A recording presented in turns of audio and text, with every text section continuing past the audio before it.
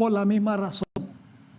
Dice Mateo 6 y el versículo 6, está hablando aquí Jesús, pero tú cuando ores, entra en tu habitación, cierra la puerta y ora a tu Padre que está en secreto. Y tu Padre que ve en secreto te recompensará en público. Cada vez, esto es un punto muy importante, cada vez que Jesús llegó a un momento crítico en su ministerio terrenal, Él pasaba toda la noche en oración. En primer lugar, cuando comenzó su ministerio en Galilea, dice en Marcos 1:35, habiéndose levantado muy de madrugada, todavía de noche, Jesús salió y se fue a un lugar desierto y allí oraba. Nos da el tiempo y el lugar. Un lugar tranquilo, un lugar a donde no había bullicio y ajetreo, porque durante el día la gente se amasaba alrededor de Jesús. La noche antes de ordenar a los 12 apóstoles, encontramos que Jesús oró. Dice en Lucas 6, 12 y 13, aconteció en aquellos días que Jesús salió al monte a orar, nuevamente al monte, retirado, y pasó toda la noche en oración a Dios. Cuando se hizo de día, dice, oró toda la noche por sus discípulos. Dice, cuando se hizo de día, llamó a sus discípulos y de ellos escogió a 12, a quienes también llamó apóstoles, es decir, enviados.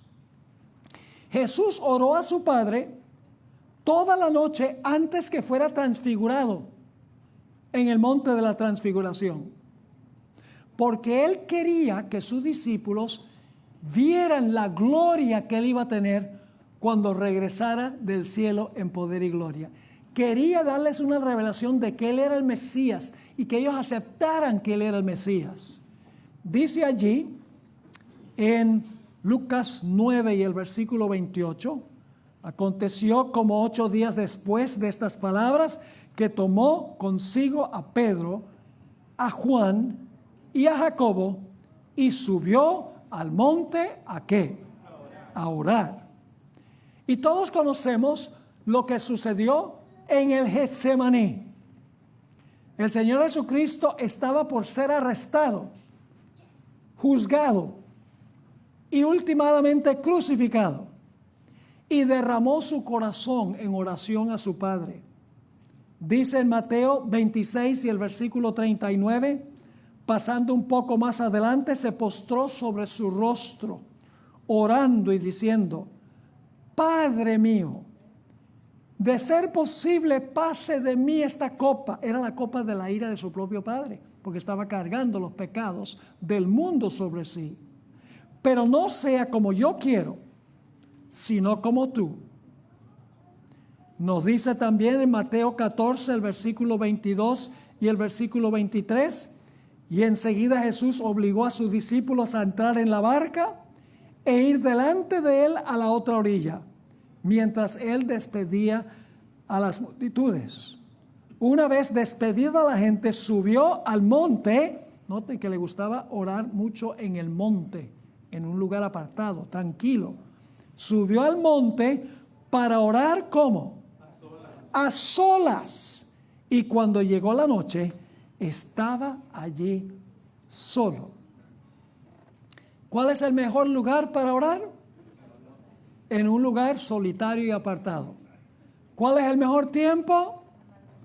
Después que la gente se acuesta y antes que la gente se levante, porque hay tranquilidad, se puede concentrar mejor, está uno lejos del bullicio. Ahora, para que nuestras oraciones sean aceptables, tenemos que orar al Padre en el nombre de Jesús. En ninguna parte de la Biblia dice que nosotros debemos orarle a Jesús. Y tampoco que debemos orarle al Espíritu Santo. El Espíritu Santo nos ayuda en nuestra oración, según Romanos el capítulo 8. Pero en ninguna parte dice que debemos decir, por favor Espíritu Santo, dame esto, dame lo otro. El Espíritu Santo nos ayuda a orar y a través del ministerio de los ángeles lleva nuestras oraciones al cielo y los ángeles traen las respuestas de parte de Dios. Debemos orar al Padre en el nombre de Jesús. Noten algunos versículos que dicen claramente esto. Lucas 11, 9 al 13. Y yo os digo, pedid y se os dará. Buscad y hallaréis. Llamad y se os abrirá. Porque todo aquel que pide recibe, y el que busca halla, y al que llama se le abrirá. Y luego noten lo que dice. ¿Qué padre? ¿El pedido se hace a quién? Al Padre. ¿Qué padre de entre vosotros, si tiene su hijo, le pide pescado, en lugar de pescado le da una serpiente? O si le pide un huevo, le dará un escorpión. Pues si vosotros, siendo malos, sabéis dar buenos regalos a vuestros hijos, ¿cuánto más vuestro Padre Celestial dará el Espíritu Santo a los que le pidan? ¿Le pidan a quién? Al Padre. Noten lo que dice Mateo 6, varios versículos. Versículo 6, versículo 8, versículo 9 y versículos 14 y 15. Repetidas veces dice lo mismo. Pero tú, cuando ores, entra en tu habitación. Cuadra con el primer punto que trazamos. Cierra la puerta y ora ¿a quién? A tu Padre que está en secreto, y tu Padre que ve en secreto te recompensará. Versículo 8. Por tanto, no os hagáis semejantes a ellos, es decir, a los escribas y fariseos, porque vuestro Padre sabe de qué cosas tenéis necesidad antes que vosotros le pidáis. Vosotros pues orad así. La oración modelo. Padre, ¿qué cosa? Padre nuestro que estás en los cielos, santificado sea tu nombre. Porque si perdonáis, versículo 14, porque si perdonáis a los hombres sus ofensas, vuestro Padre Celestial también os perdonará a vosotros. Y nos perdona porque Jesús intercede ante el Padre por nosotros. Versículo 15, pero si no perdonáis a los hombres, tampoco vuestro Padre os perdonará vuestras ofensas. ¿A quién debemos dirigir nuestras oraciones? Al Padre. Note lo que dice Juan 17, versículo 11, versículo 20, 21 y 25. Aquí Jesús está orando a su Padre en camino al Getsemaní. Y dice, Padre Santo, guárdalos a los apóstoles en tu nombre que me has dado, para que sean una cosa, así como nosotros lo somos. Pero no ruego solamente por esto, sino también por los que han de creer en mí por medio de la palabra de ellos, para que todos sean una cosa, así como tú, oh Padre, en mí y yo en ti, que también ellos lo sean en nosotros, para que el mundo crea que tú me enviaste. Padre justo, el mundo no te ha conocido, pero yo te he conocido, y estos han conocido que tú me enviaste. ¿A quién dirigió Jesús su oración sacerdotal? A su Padre, exactamente. En Hebreos 7 y el versículo 25 dice, por esto también puedes salvar por completo a los que por medio de él, ¿por medio de quién? Por medio de Jesús. Pero esto también puede salvar, por esto puede también salvar por completo a los que por medio de él se acercan a Dios, puesto que vive siempre para interceder por ellos. Es decir, Cristo se para ante el Padre y presenta nuestras oraciones al Padre y mezcla nuestra oración con los méritos de su vida perfecta, y las oraciones resultan fragantes ante el Padre. Otra característica, estamos en la página 112 para los que tienen el manual, debemos orar con un espíritu humilde y dispuesto a ser instruido. No debemos venir con arrogancia como el fariseo que oraba consigo mismo. Venimos revelando nuestra gran necesidad. Recuerden que el publicano oraba a distancia. No se atrevía a mirar al cielo. Golpeaba su pecho y decía: ten misericordia de mí, que soy hombre pecador. Y tiene que ver con la oración, porque dice que ambos están orando. Y luego Jesús da la lección al final de la parábola: porque cualquiera que se enaltece será humillado, y el que se humilla será enaltecido. Yo quiero preguntarles, ¿cuántos de ustedes creen que Dios conoce todas las cosas antes que ocurran? ¿Creen eso? Yo pregunto, ¿sabía Dios todo lo que iba a pasar en este planeta antes de crearlo? Claro que sí. Entonces la gente dice, bueno, si Dios sabía todo lo que iba a ocurrir, ¿para qué orar? Pues vamos a contestar esa pregunta. Salmo 139, 1 al 4 nos dice que Dios sabe todo. Oh Jehová, tú me has examinado y ¿qué? Y conocido. Tú conoces cuando me siento y cuando me levanto. Desde lejos entiendes mi pensamiento. Mi caminar y mi acostarme has considerado.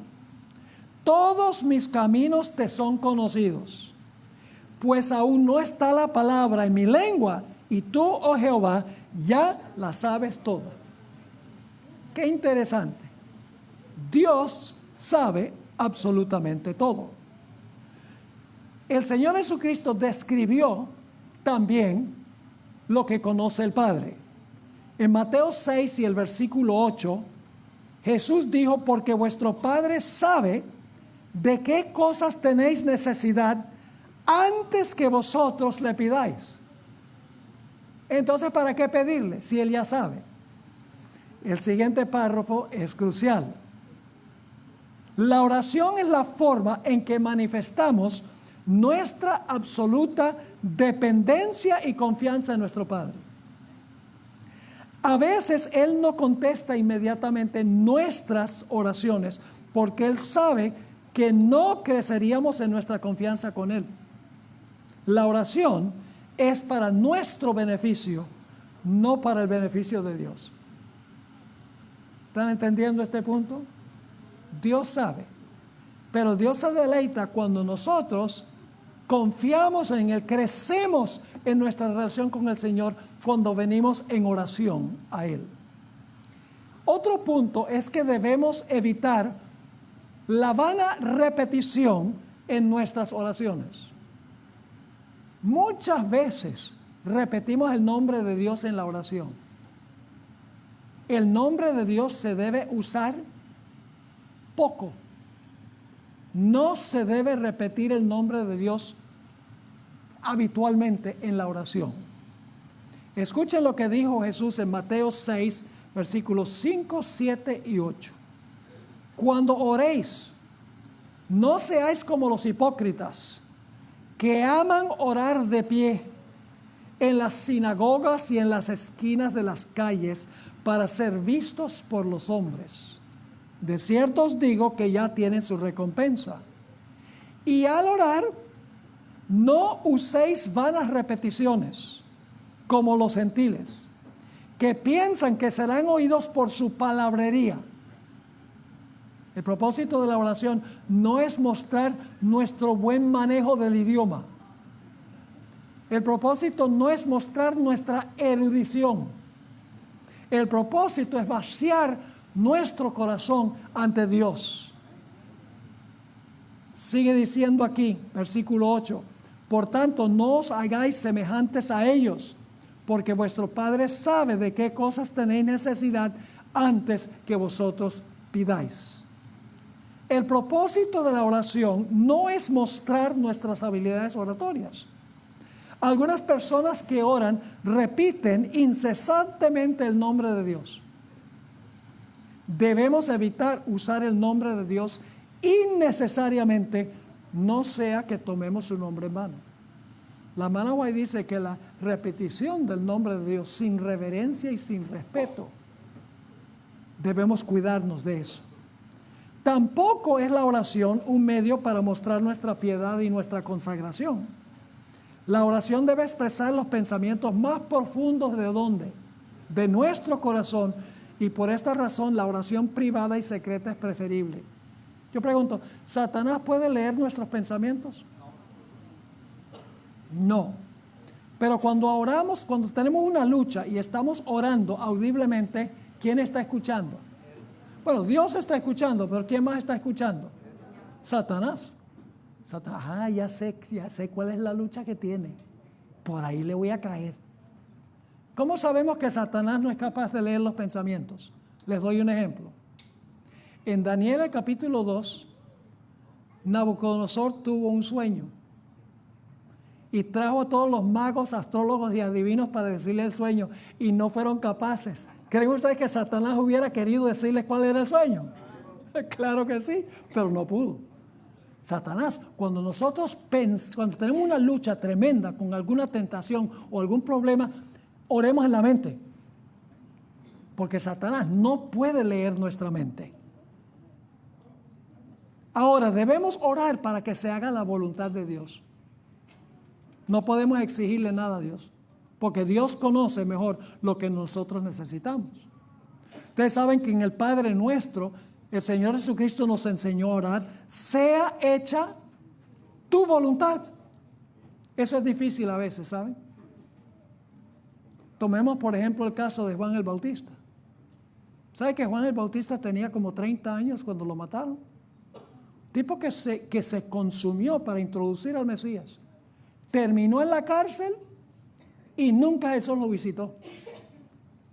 Vinieron unos discípulos de Juan el Bautista a Jesús y le dijeron: Juan quiere saber si tú eres el Mesías prometido o si hemos de esperar a otro. Y él había introducido a Jesús: he aquí el Cordero de Dios que quita el pecado del mundo. Y ahora tiene dudas. Y la Biblia dice y la Espíritu Profecía dice que Jesús le dijo a los dos discípulos de Juan: quédense aquí y observen lo que yo voy a hacer durante este día. Sanó enfermos, echó demonios, resucitó muertos, dice ese día. Y los discípulos de Juan regresaron a la cárcel y dijeron: este hombre sana a los enfermos, este hombre enseña con autoridad, este hombre hasta muertos resucitó. Y en ese momento Juan el Bautista recordó la profecía de Isaías 61, que anunciaba lo que el Mesías iba a hacer. Y él dice: sé que es el Mesías, no entiendo todo, pero lo acepto. Y murió. Lo martirizaron. La sierva de Dios dice que si Juan hubiera podido ver el fin desde el principio, no hubiera escogido ningún otro camino que ese. Podría haber sido fácil para Juan el Bautista decir: Señor, líbrame de la cárcel. Por favor, no permita que me maten. Hubiera sido fácil. Pero él estaba dispuesto de vivir conforme a la voluntad de Dios. ¿Y saben lo interesante? La sierva del Señor dice que Juan el Bautista llegó a ser una gran inspiración para los mártires que murieron durante la Edad Media. Recordaron a Juan el Bautista, dijeron: si él fue fiel hasta el fin, hasta el momento de que lo martirizaran, yo también voy a permanecer fiel. Así que cuando oramos: Señor, hágase tu voluntad. No podemos exigirle nada a Dios. En el Getsemaní, Jesús, Mateo 26, 39, dijo: Padre mío, de ser posible, pase de mí esta copa, pero no sea como yo quiero, sino como tú. Jesús ansiaba ser librado de lo que iba a pasar, pero él dijo: yo no voy a hacer mi voluntad, yo quiero hacer es la voluntad tuya. Así debemos orar nosotros, aun cuando sea súper difícil. En 1 de Juan, el capítulo 5 y el versículo 14, dice: Y esta es la confianza que tenemos delante de Él. Que si pedimos algo, ¿cómo? Conforme a su voluntad, Él nos oye. Hágase tu voluntad. Dios conoce el fin desde el principio. Por esta razón, Él sabe lo que es mejor para nosotros. ¿Sí o no? De hecho, nosotros no elegiríamos ningún camino diferente al que Él escogió si pudiéramos ver el fin desde el principio. Santiago, el hermano de Jesús, por parte de padre adoptivo, tuvo algo muy interesante que decir en cuanto a orar conforme a la voluntad de Dios. Nota lo que dice Santiago 4 y el versículo 13 hasta el versículo 15. Santiago 4, 13 al 15. Vamos pues ahora a los que decís, hoy o mañana iremos a tal ciudad, estaremos allá un año y haremos negocios y ganaremos. Vosotros los que no sabéis lo que será mañana, ¿qué es vuestra vida? Porque sois un vapor que aparece por un poco de tiempo y luego se desvanece. Más bien deberíais decir, si el Señor quiere, viviremos y haremos esto o aquello. Si el Señor quiere. A veces decimos, mañana voy a hacer esto y pasado mañana y la otra semana y el año entrante ya tengo planeado el viaje tal y tal. Siempre debemos decir si Dios quiere, porque Dios sabe mejor que nosotros. Aunque encontramos múltiples historias en la Biblia que ilustran la importancia de orar conforme a la voluntad de Dios, consideremos brevemente dos historias de la Biblia. Tenemos la historia de José, una historia viva que ilustra cómo una persona vive conforme a la voluntad de Dios en las peores circunstancias, sin entender lo que está pasando. Ustedes conocen la historia. José, odiado por sus propios hermanos, vendido a Egipto, y era un buen muchacho. ¿Qué justicia podía haber en eso?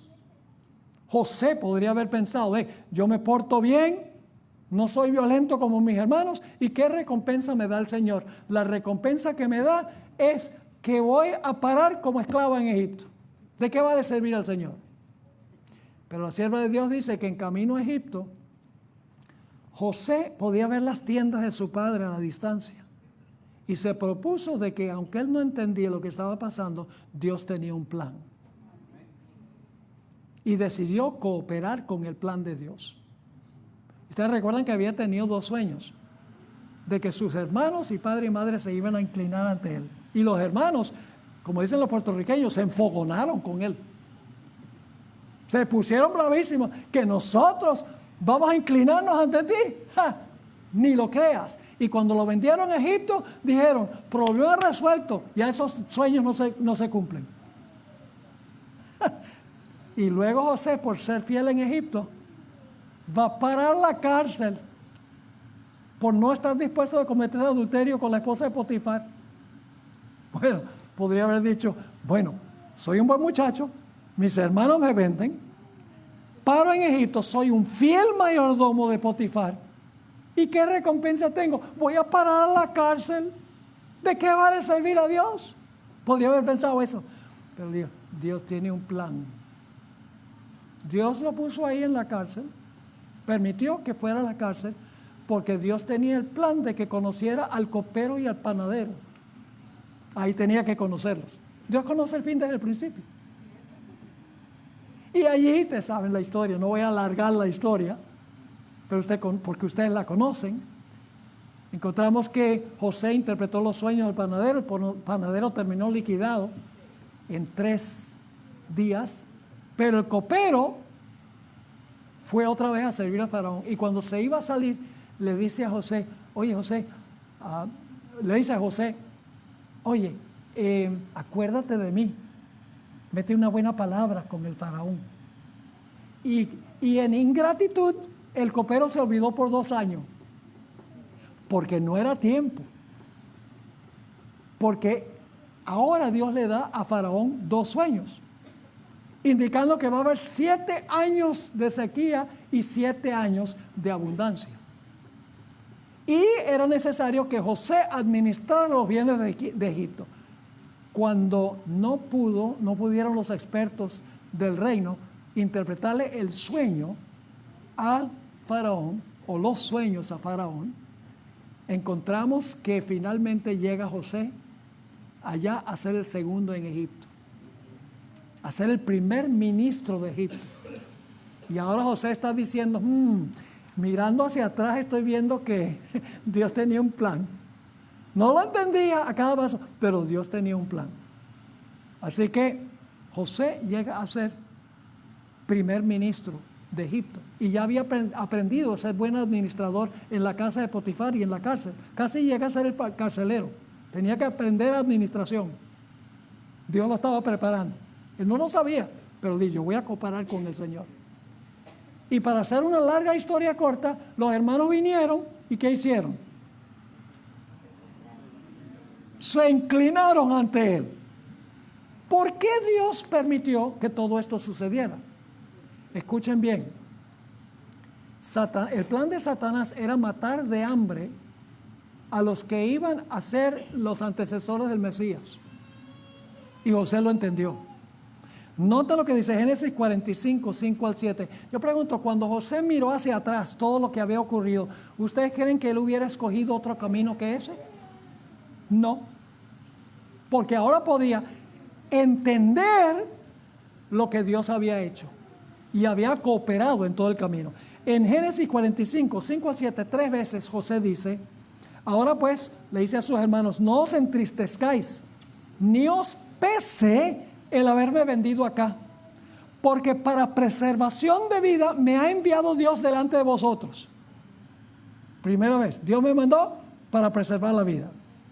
Luego sigue diciendo en el versículo 6, ya han transcurrido 2 años de hambre en medio de la tierra y todavía quedan 5 años en que no habrá ni siembra ni siega, pero Dios me ha enviado delante de vosotros para preservar posteridad en la tierra y para darlos vida mediante una gran liberación. Dios tenía un plan y José dijo, voy con el plan. Algún día lo voy a entender. Hermanos y hermanas, hay cosas que nos suceden en esta vida que nunca vamos a poder explicar en esta vida. Lo que Dios quiere es que nosotros tengamos fe. Dios no nos dice, trata de explicar todo. Dios dice, ten fe en la forma como yo hago las cosas y algún día cuando entiendas vas a decir, lo hiciste, Señor, como debes haberlo hecho. Ahora también se trata el caso de Ezequías. Este es un caso contrario, de una persona que le rogó a Dios y tanto le rogó que Dios permitió que tuviera lo que él pidió.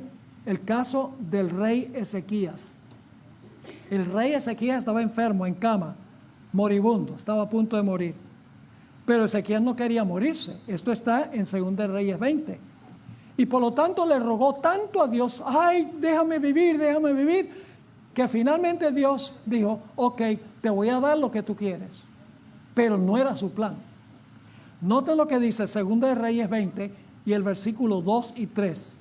2 Reyes 20, 2 y 3. Entonces él volvió su cara hacia la pared y oró a Jehová diciendo, oh Jehová, acuérdate por favor de que he andado delante de ti en verdad y con corazón íntegro y que he hecho lo bueno ante tus ojos. Ezequías lloró con gran llanto. Fíjese, está orando, Señor. No, tu plan no, el mío. Y saben que en los 15 años que Dios le dio, como dicen los colombianos, la embarró. Porque vinieron los babilonios, le mostró todos los tesoros del templo y más adelante, varios años después, se acordaron de todos los tesoros que habían allí y regresaron los babilonios y saquearon todos los tesoros por querer 15 años extra. Así que debemos sencillamente decirle al Señor, haz tu voluntad, Señor, no mi voluntad. El siguiente punto es, debemos orar con perseverancia. Jesús subrayó la importancia de perseverar y no rendirnos en la parábola de la viuda insistente. Una viuda que un adversario le quitó todo lo que tenía. Y ella vino al juez para que le hiciera justicia. Y dice que venía y venía y venía y venía. Y finalmente el juez le hizo justicia. Hermanos y hermanas, en el tiempo de angustia que viene, vamos a tener que tener fe en el Señor, persistir en la oración y no rendirnos. Como hizo Jacob, que le dijo al ángel, que no era más ni menos que Jesús, dijo, no te soltaré hasta que tú, ¿qué? Hasta que tú me bendigas. Jesús oró 3 veces en el huerto de Getsemaní, rogando que el Padre, si fuera posible, le quitara la copa del sufrimiento. Pero luego dijo, sea hecha tu voluntad y no la mía. Perseveró en oración. Encontramos en Hebreos, el capítulo 5 y el versículo 7, la oración perseverante de Jesús en el Getsemaní. Generalmente no leemos el pasaje en Hebreos sobre la oración de Jesús en el Getsemaní, pero fíjense la angustia de Jesús. Dice, habiendo ofrecido ruegos y súplicas con fuerte clamor y lágrimas al que le podía librar de la muerte, fue oído por su temor reverente. No fue oído inmediatamente porque murió. Pero el tercer día Jesús resucitó del sepulcro. El Padre le oyó. A veces Dios demora en responder.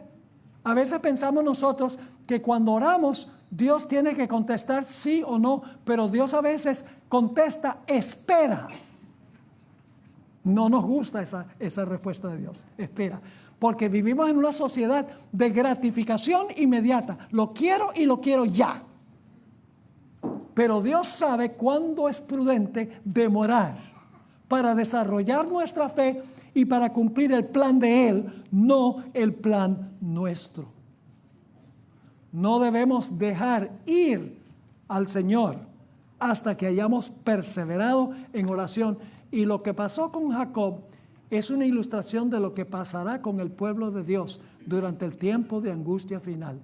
La sierva del Señor en el capítulo El conflicto de los siglos, que se titula El tiempo de angustia, dice que el pueblo de Dios que pase por este periodo, aunque Dios no les contesta inmediatamente, Dios está allí y no dejan de orar. Como Jacob, se llama el tiempo de angustia de Jacob.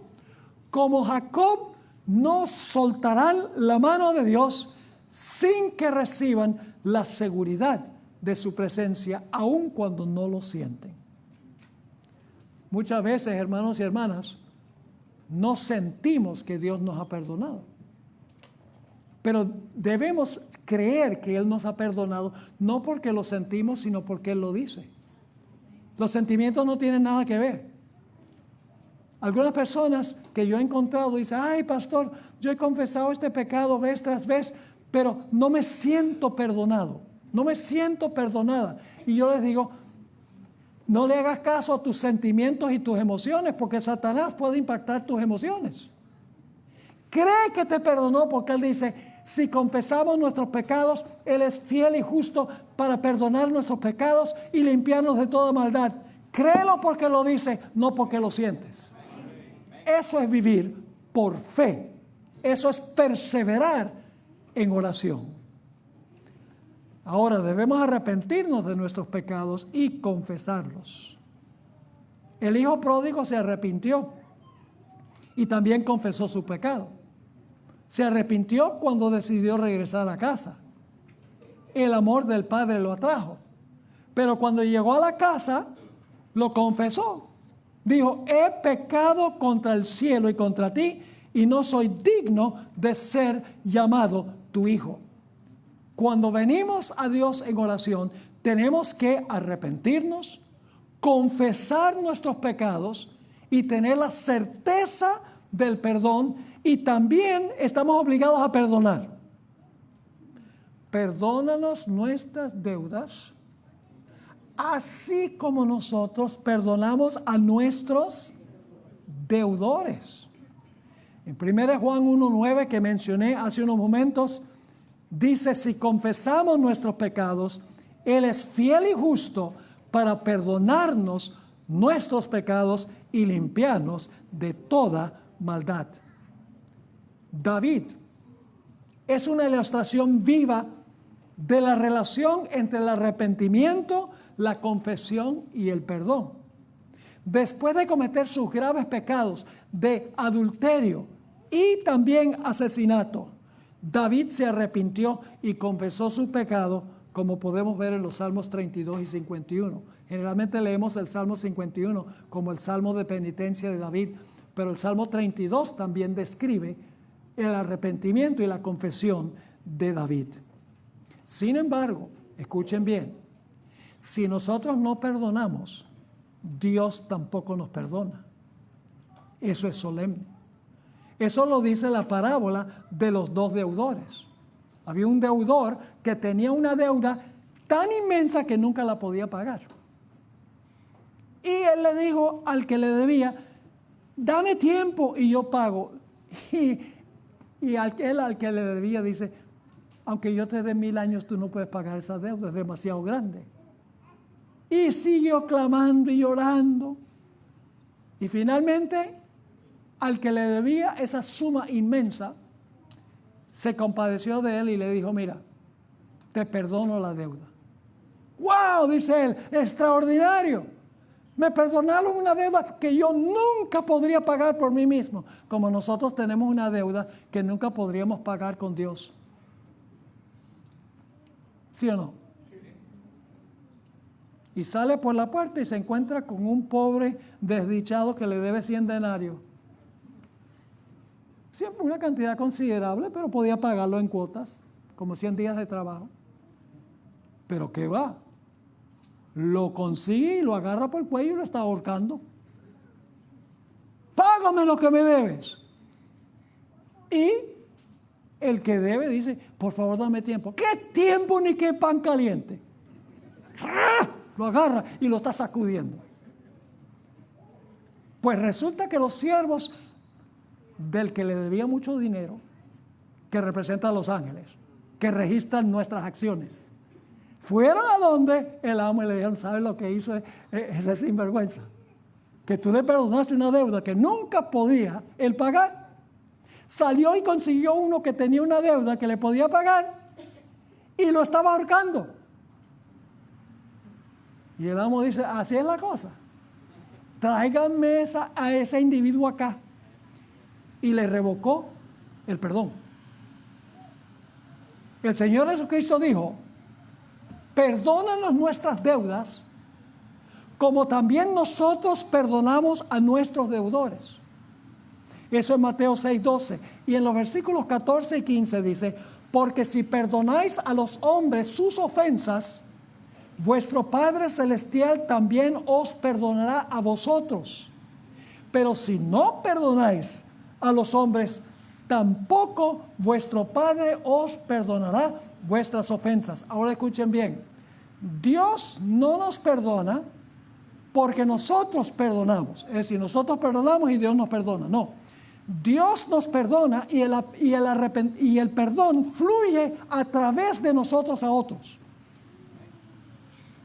No es: yo voy a perdonar a los demás para que Dios me perdone a mí. No. Dios me perdona a mí y por gratitud el perdón de Dios pasa por mí y llega a los demás. A medida que Él me perdona, yo también perdono. Debemos también orar con fe, creyendo que Dios hará lo que prometió. Jesús dio un ejemplo muy clásico de esto. ¿Saben que Jesús, cuando iba a resucitar a Lázaro, antes que lo resucitara, dijo: gracias, Padre, por haberme oído? Interesante. Antes de resucitarlo dice: Padre, yo sé que me escuchaste. Tú siempre me escuchas. Nota lo que dice Santiago 1, 5 al 8 sobre la necesidad de orar con fe, con la confianza de que Dios va a contestar nuestra oración conforme a su voluntad.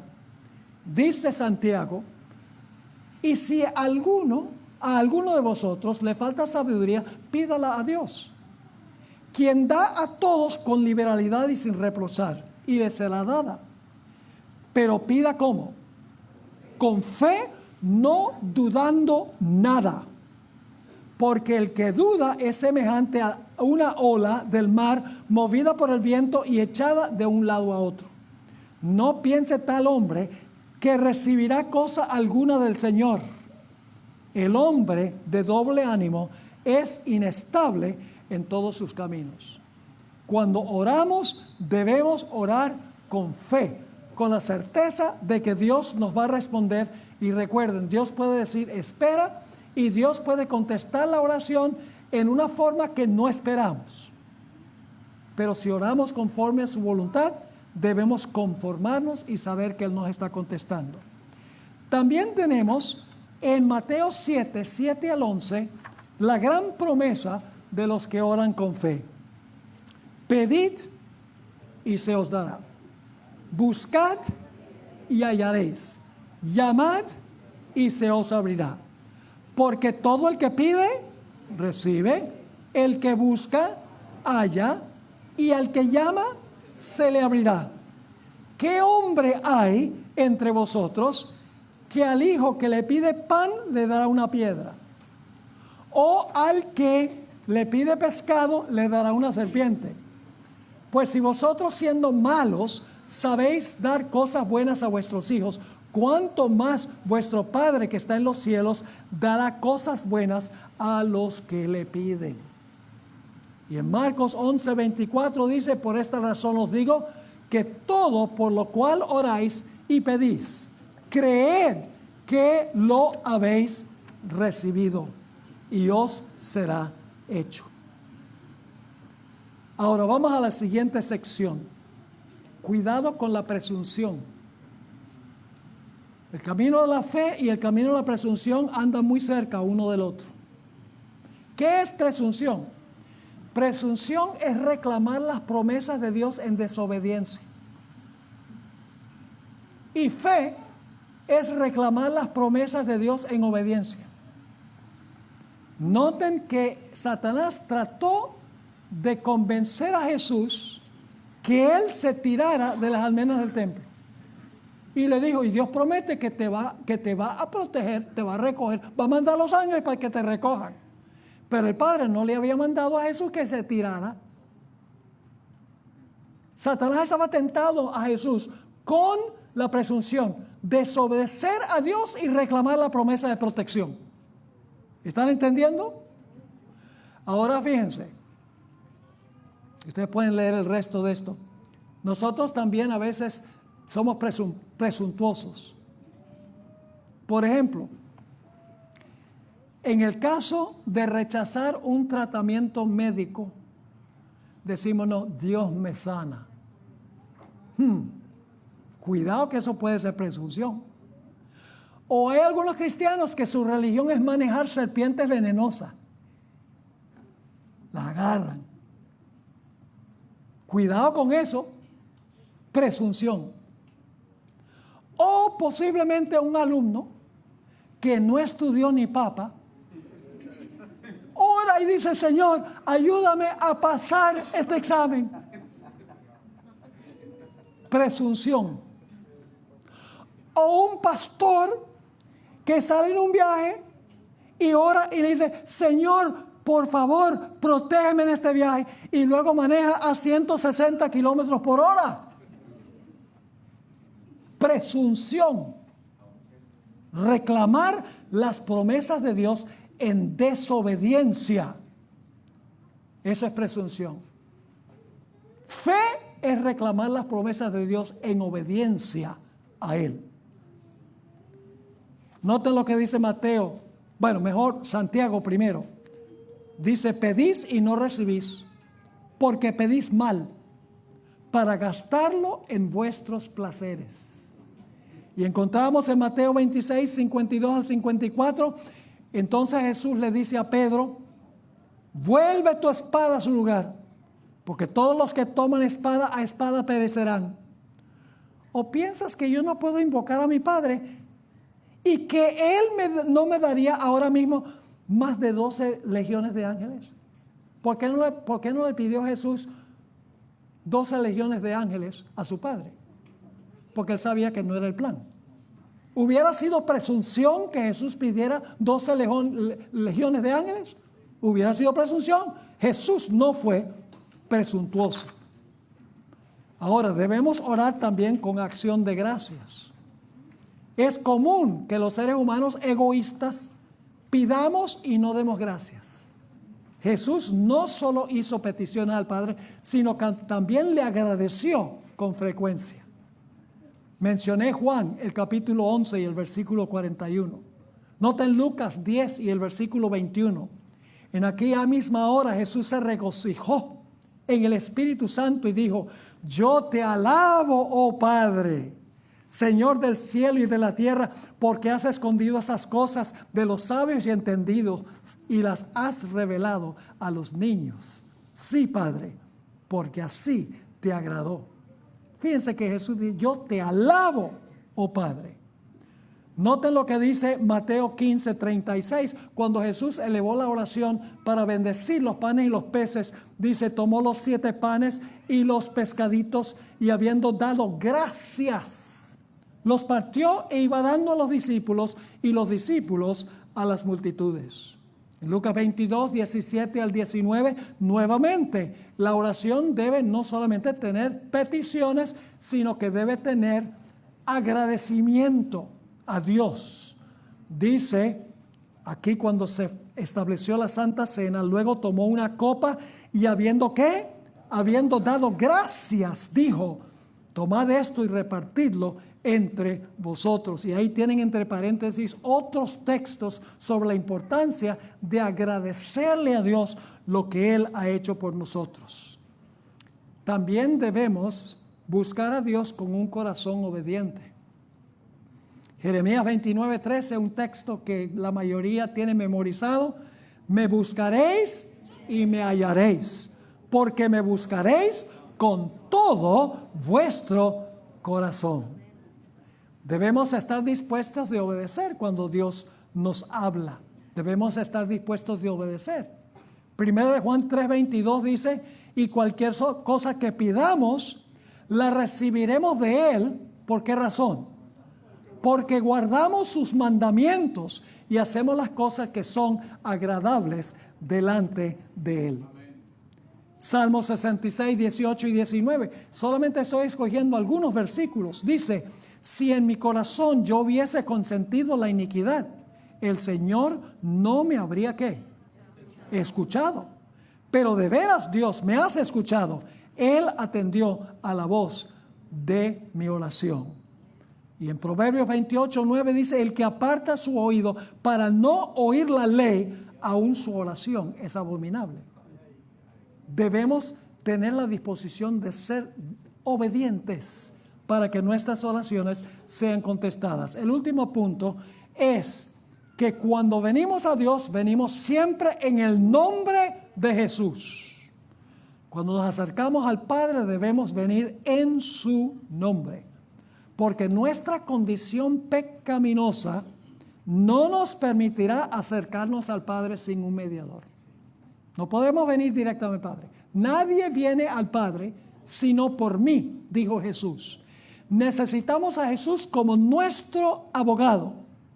Nuestras oraciones deben mezclarse con el incienso fragante de los méritos de Cristo Jesús.